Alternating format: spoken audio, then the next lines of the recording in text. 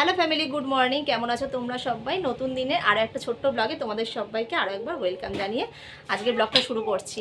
আগেই বলি যে গরম কেমন পড়েছে, প্রচুর গরম পড়েছে, প্রচুর। জানো এখন 9:30 থেকে 10টা বাজতে যায়। সকালের কাজ বাজ তো সব কমপ্লিট করাই হয়ে গেছে। আর আজকে চেষ্টা করছি যে এই ঘরটা পরিষ্কার করবো, তাই ঘরটা একটু পরিষ্কার করে নেব। আর ওইদিকে মেয়ে গেছে স্কুলে, আজকে ছেলেকে আর নিয়ে গেলাম না, প্রচণ্ড গরম পড়েছে। তা তোমাদের দাদাভাইও কাজে বেরিয়ে গেছে। আর ওই যে গামলার মধ্যে দেখতে পাচ্ছ, ওখানে না সব ওই সফট টয়েসগুলো যেগুলো হয়, ছোটা ভীম, মোটু পাতলু, ওগুলো সব রেখে দিয়েছি। ওগুলো ঘর দোর পরিষ্কার করার পরে মনে করছি একটু সার্ফ দিয়ে কেচে দেবো। এই ঘরটার অবস্থা কি হয়ে গেছে না তো, স্টোর রুম বলে না, ঠিক ওরকম। যা জিনিস যখন যা পাওয়া যাচ্ছে সব এনে যে যার মতন করে রেখে দিচ্ছে। কিন্তু ওই যে হ্যাঁ, পরিষ্কার করার টাইম কিন্তু সবার হয় না। সবার বলতে তো আমি আছি আমার সংসারে, আর মাঝে মাঝে তোমাদের দাদাভাই যখন বাড়ি থাকে সেদিনকে তবু পরিষ্কার করে দেয়। আর আমার ছেলে তো একদম মানে ওস্তাদ নোংরা করার। কিন্তু কি করে বলো তো, বাচ্চা মানুষ কোথায় বা যাবে, আর এত গরমে বাইরে বেরানোও তো উচিত না, না? তাই জন্য মনে করি যা করছে ঘরের ভেতর করুক। আর দেখো কত ধুলো হয়েছে, কিন্তু বাচ্চা কাচ্চার ঘরেও তো আবার এতটা নোংরা করে রাখাটাও তো যায় না, না? তা সেই কারণেই চেষ্টা করি মাঝে মাঝে একটু ঘরটা পরিষ্কার করার। আবার দেখবে কিছুদিনের মধ্যে আবার নোংরা করে ফেলবে। তা যাই হোক, সফট টয়েস যেগুলো রেখে দিয়েছিলাম সেগুলো ভাবলাম কি যে এই ব্যাগের ভেতর ঢুকিয়ে রাখি, না হলে আমি একদিক দিয়ে পরিষ্কার করতে না করতে আমার ছেলে দেখা যাবে আরেক দিকে ছড়িয়ে রেখেছে। সফট টয়েসগুলো একটু পরিষ্কার করে নেবো অন্য দিন, আজকে আর সময় মনে হচ্ছে হবে না, কেন কি অনেকটাই বেলা হয়ে গেছে। এই কাজগুলো সেরে আবার রান্নার দিকে যেতে হবে। তা ঘরটা কিন্তু আমরা যখন বানিয়েছিলাম তখন কিন্তু একেবারে রাফ ঢালাই করে নিয়েছিলাম, সেই কারণে একটু চলাফেরায় সুবিধা হয়। কিন্তু কি বলো তো, এখনও পর্যন্ত ঝাড় দিলে না প্রচুর বালি ওঠে। কেন কি, এই যে প্রতিদিন যেহেতু ঝাড় পড়ে না এই ঘরটাতে সেরকমভাবে, দিনে যদি 3-4 বার যদি ঝাড় দেওয়া হতো তাহলে হয়তো বালিভাবটা অনেকটাই কেটে যেত। তাই অনেক দিন ধরেই ভাবছি যে এই ঘরটা পরিষ্কার করব ওই যে ছেলে মেয়ের স্কুলের জন্য, আর অন্যদিন হয়ে ওঠে না। দেখতে পাচ্ছ পুরো ঘরটা কিন্তু পুরো পরিষ্কার করে ফেলেছি। হ্যাঁ, একদম ওই কোণা থেকে সব কিছুই গামলার মধ্যে বা ছেলের খেলাগুলো সব রেখেছি। ওপর দিকটা অ্যাসবেস্টারটাও পরিষ্কার করে নিয়েছি। দেখো,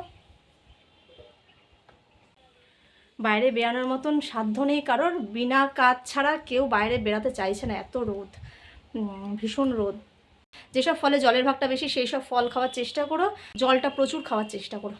তা চলো এবার মনে করছি ঘরটার মধ্যে একটুখানি জলের ছিটা দিয়ে নেবো। দেখতে পেলে তোমরা ঝাড় দেওয়ার সময় প্রচুর ধুলো উঠছিল। এই যে এইদিকে পাকায় বসে আছে, পাকায় বসে বসে জানলার হাওয়া খাচ্ছে, দেখতে পাচ্ছ? সকালবেলা খাওয়া দাওয়া কমপ্লিট, আর মা কাজ করছে, পাকাই দেখছে। আবার বসে বসে বলছে আমার ছেলে, জানো তো মা, তুমি কত কাজ করো, তুমি এতক্ষণ ধরে ঝাড় দিচ্ছ, তোমার কষ্ট হচ্ছে না মা? আমি যে হ্যাঁ, আমার তো কষ্ট হচ্ছেই।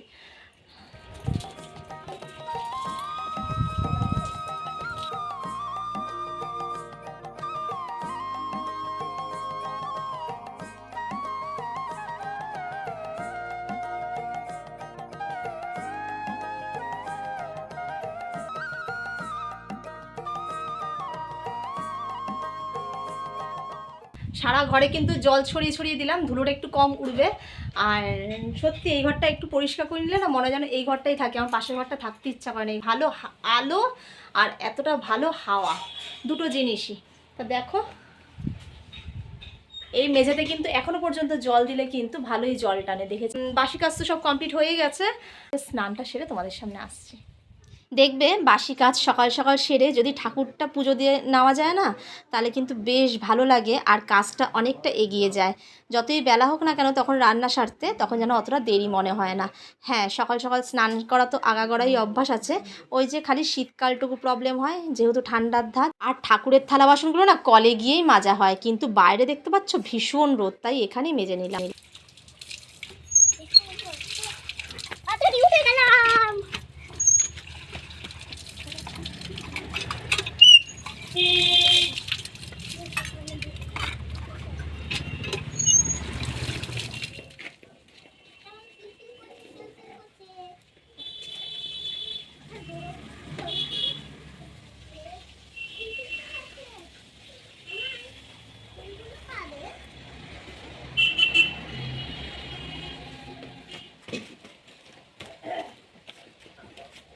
আর এই যে এই দেখো, স্নান সেরে ঠাকুরের বাসন মেজে ফুল তুলে ঠাকুর পুজোটা কিন্তু সেরে নিলাম, তাই না? অনেকটা বড় কিন্তু একটা কাজ হয়ে গেল। সব কাজ বাজ কমপ্লিট করে চলে আসলাম এই ঘরের দিকে, জানো তো ভীষণ গরম লাগছে, ভীষণ। মানে আর এই সকাল থেকে টানা কাজ করার পর না, আজ সকাল থেকে তেমন কিছু খাওয়াও হয়নি। তা দেখতেই পেলে তোমাদের সামনে আর আসিনি স্নান করার পরে।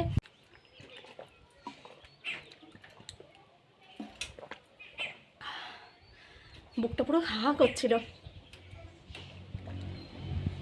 এবার যাবো রান্নার দিকে, প্রায় অনেকটা বেলা হয়ে গেছে। আজকে এই ঘর দোর সব পরিষ্কার করতে গিয়ে কয়েকদিন ধরেই আমি ঘর দোর বেশ মানে টুকটাক অল্প অল্প করে পরিষ্কার করছি না, তো একবারে সবটুকু ধরা যায় না। আর এদিকে ছেলে মেয়ে স্কুল থেকে সকালবেলাটাকে রেডি করে বার করার জন্য হয় না, এই জন্য টুকটাক করে করা।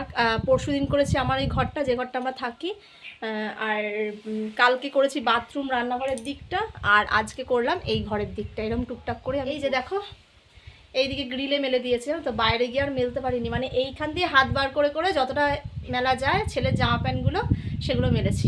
আর ওইদিকে দুটো কাঁথা এই যে রোদে দিয়েছে, দেখতে পাচ্ছ। আমার ভিডিও যে এতক্ষণ অবধি দেখছো তাকে তো আমার তরফ থেকে অনেক অনেক ধন্যবাদ। এই এতক্ষণ টাইম নিয়ে আমার ভিডিওটা দেখা, নিশ্চয়ই তোমাদের ভালো লাগে বলে দেখো। চাল ধুয়ে হাঁড়িতে অনেক সকালই বসিয়ে রেখে দিয়েছি, তা ভাতটা এখন বসিয়ে দেবো।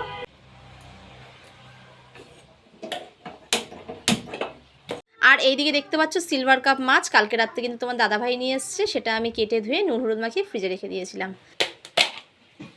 আর এই চিংড়ি মাছও কিন্তু কালকে রাত্রেই নিয়ে এসছে, আমি কেটে বেছে আর ফ্রিজ থেকে এই বরবটিগুলো বার করলাম। হ্যাঁ, কালকেই নিয়ে এসছে বরবটিগুলো। আর তোমাদের দাদাভাই তো ভীষণ ভালোবাসে বরবটি খেতে, আমার ঠিক অতটা ভালো লাগে না। তা মনে করলাম চিংড়ি মাছ যখন নিয়ে এসছে কালকে, তা বরবটি ভাজা করি আর তার মধ্যে একটু চিংড়ি মাছ দিয়ে করব। এর স্বাদ কিন্তু আরও বেড়ে যাবে। আমি আবার কি করি, একটু চিংড়ি মাছ থাকলে যে কোনো ভাজা করলে তার মধ্যে একটু চিংড়ি মাছ ফেলে দিই।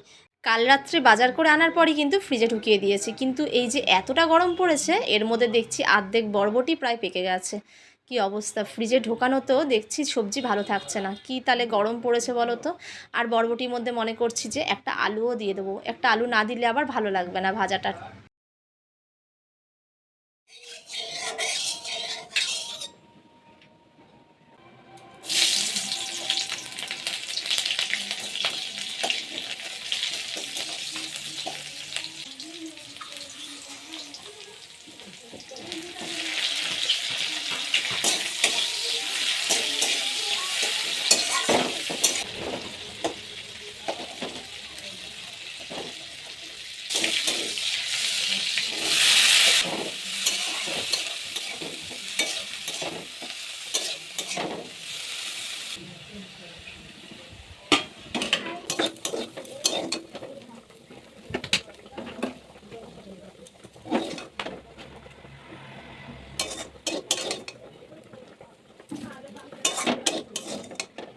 বরবটি আলু ভাজাটা ওদিকে নামিয়ে রাখলাম, আর ওই সাইডে কিন্তু ভাতটা এই নামিয়ে রেখেছি, উপর দিতে হবে। এই সাইডে কড়াইটা গরম করে এই মাছগুলো আমি ভাজা করে নেব। আর এই মাছের জন্য কিন্তু আমি এই যে আলু কেটে নিয়েছি আর পেঁয়াজ কেটে নিয়েছি। এই সিলভার কাপ মাছ যেহেতু একটু কষা কষা মতন করলে ভালো লাগবে, বেশি ঝোল করলে ভালো লাগবে না। এমনি সিলভার কাপ মাছ আমার অতটা টেস্ট লাগে না। তা যাই হোক, এনেছি যখন তো রান্না তো করতে হবে।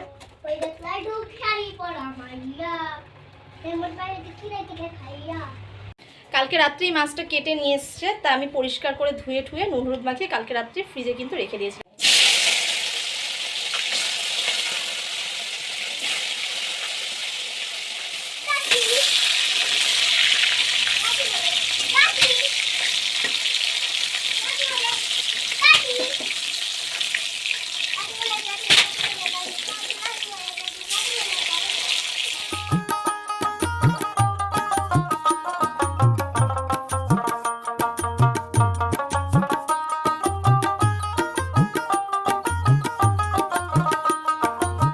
ঝোলটা এদিকে হয়ে গেল, জল দিয়ে দিলাম, ঢাকা দিয়ে দিয়েছি, কিছুক্ষণ হোক।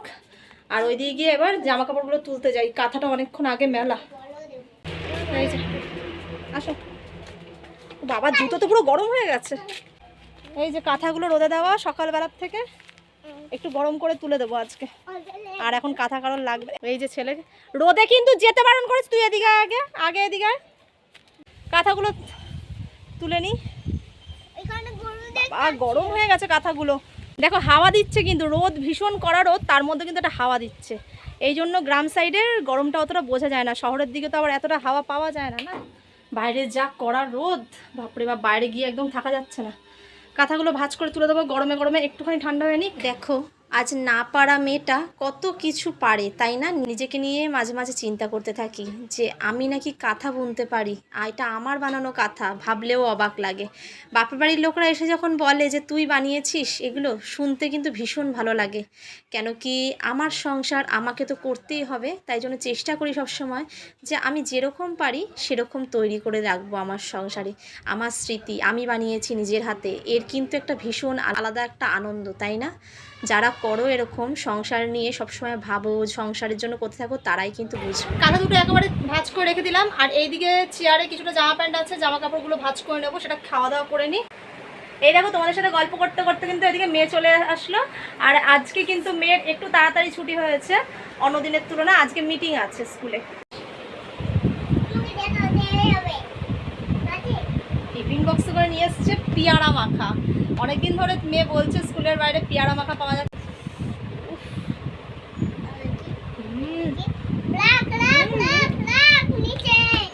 কত সুন্দর বুদ্ধি দেখো, যে টিফিন বক্সে টিফিন খেয়েছে সেই টিফিন বক্সের মধ্যে পাতা বসিয়ে নিয়ে চলে এসছে।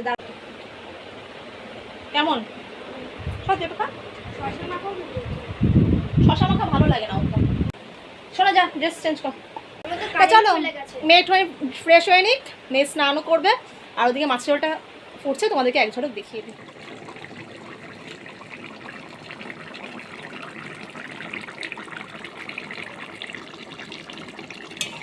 ভাত নিয়ে বসে পড়েছি, মেয়েকে দিয়ে দিয়েছি মেয়ের থালায়, আর এই যে ছেলের আর আমার ভাত। তো অনেকদিন পর আজকে একসাথে বসলাম, বলছো না? তা চলো আজকের ব্লগটা কিন্তু আমি এখানেই শেষ করছি, আর নেক্সট ব্লগে দেখার জন্য কিন্তু সবাই তৈরি থেকো। খুব শীঘ্রই নেক্সট ব্লগ নিয়ে আসবো। আরেকটা কথা, যেটা আমার পরিবারে কিন্তু নতুন হয়ে থাকলে চ্যানেলটা কিন্তু অবশ্যই সাবস্ক্রাইব করে দিও, আর যারা পুরনো আছে তারা তো আমাকে এরকমভাবে সাপোর্ট করে যেও। চলো টাটা, বাই। টাটা।